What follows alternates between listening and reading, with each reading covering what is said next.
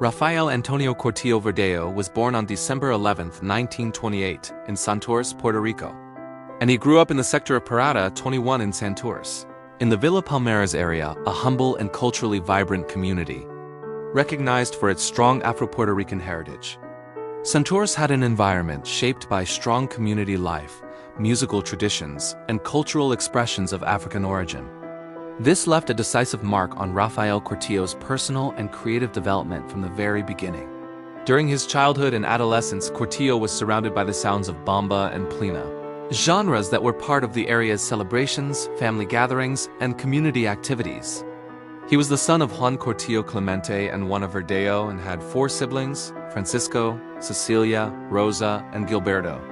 From a young age, he showed exceptional talent for percussion, developing an energetic, precise rhythmic style deeply rooted in Afro-Caribbean tradition. During those years, he also met Ismael Rivera, who would later become his principal musical collaborator. Cortijo began his professional music career in Puerto Rico as a percussionist, playing with a variety of bands and orchestras. This stage allowed him to broaden his experience in tropical music and to develop a clear artistic vision, to bring the traditional rhythms of bamba and plena to major stages and into modern musical formats. Rafael Cortijo performed as a bongo player with the Hermanas Saustache Ensemble and later with the Conjunto Monterrey. From the age of 19, he became one of the most sought-after percussionists in Puerto Rico, performing on timbales and congas, bongos, maracas, and other percussion instruments. Early in his career, Rafael Cortijo was a member of Miguelito Miranda's orchestra and performed on the music circuit, accompanying artists such as Bobby Capó, Ruth Fernandez, Daniel Santos, and Myrta Silva. In 1954, at the age of 26, he took leadership of the orchestra that had belonged to Mario Roman after Roman retired. The group was known as El Combo. He renamed it Cortijo and Su Combo, an innovative group that modernized Puerto Rican music. Cortijo brought in his childhood friend, Ismael Rivera, as the lead singer, and the group incorporated bamba and plena into a tropical ensemble format, combining panderos, congas, and an innovative rhythm section with accessible, danceable arrangements. Cortijo and Su Combo achieved great popularity in Puerto Rico, throughout the Caribbean, and within Puerto Rican communities in New York, where they performed at the prestigious Palladium. In Puerto Rico, they caused a sensation on programs such as La Taberna India and El Show del Mediodía during the early years of national television. He incorporated horns, trumpets, and trombones, piano, and electric bass into the traditional bamba and plena format, creating an urban, danceable, and fresh sound that connected the neighborhoods with radio stations and dance halls. This style of music is considered a direct precursor to what later became known as salsa. The lead vocalist was Ismael Rivera, known as Melo, with whom he created some of the most legendary songs in Latin music. And they brought to the stage legendary original songs by Rafael Cepeda, the master of bamba and plena. Cortijo's impact went beyond the musical sphere.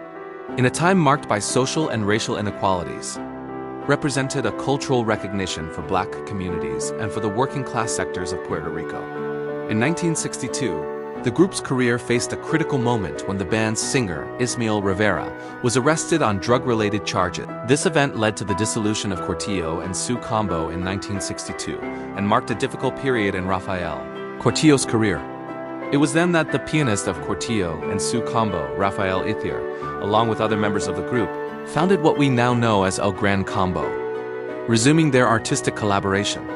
Although their commercial success was not as strong as in earlier years, Cortijo continued performing and recording, solidifying his role as a key figure in the preservation and promotion of Afro-Puerto Rican music.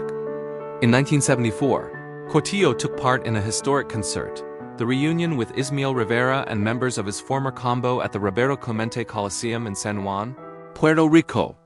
That same year, La Maquina del Tiempo, The Time Machine, was released, a groundbreaking album in which Cortijo fused bamba and plena with jazz. However, health problems began to affect his life in his later years. Cortijo spent his final years in Puerto Rico with his sister Rosa at the Luis Lawrence Torres Public Housing Complex. Rafael Cortijo passed away on October 3, 1982 in Santurce, just days before his 54th birthday. His death caused a profound wave of mourning across the country, and more than 15,000 people attended his funeral. reflecting the respect and affection the Puerto Rican people felt for him. In 2022, to mark the centennial of his birth, Ponce Mayor Mayita Melendez named a street in the city Calle Rafael Cortijo. The historical significance of Rafael Cortijo lies in his transformation of the place of Bamba and Plena within the national identity. As a musician, Cortijo transformed the rhythms of Bamba and Plena by incorporating additional instruments into his ensemble. In doing so, he created new sounds that served as precursors to what would later become the salsa music genre, contributing to the recognition and appreciation of African heritage as an essential part of Puerto Rican culture.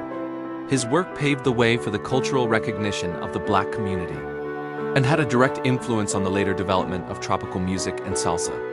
Cortijo's legacy endures as a symbol of cultural pride, identity affirmation, and resilience.